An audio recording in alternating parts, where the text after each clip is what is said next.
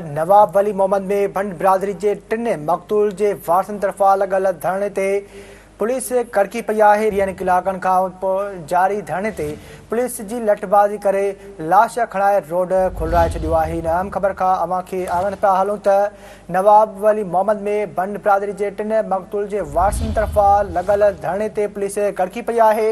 20 कलाकनि खां जारी धरणे ते पुलिस जी लठबाज़ी करे लाश खणाए रोड खोलाए छॾियो आहे। इन अहम ख़बर खां अवां खे आगाह पिया हलूं त नवाब वली मोहम्मद में भंड बिरादरी के टिन मक़तूल के वारसनि तरफ़ां लगल धरणे ते पुलिस कड़की पई आहे।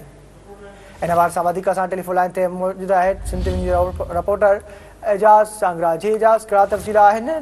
धरणे ते पुलिस कड़की पई आहे जी।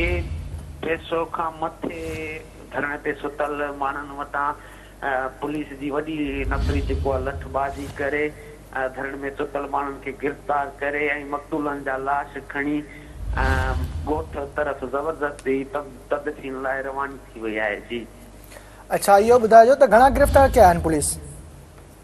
200 माण्हू जेके आहिनि वारसनि मूजिबि उहे धरणे ते सुतल हुया, जिन खे पुलिस गिरफ़्तार करे ऐं खंदे गुम करे छॾियो आहे। 200 खां मथे गाॾियूं पुलिस जूं जेके आहिनि लाश खणी ॻोठ इस्माइल भंड तरफ़ तदफ़ीन लाइ जेको आहे रवाना थी। वॾी महिरबानी एजाज़ अली सांगरा तफ़सील ॾियण लाइ।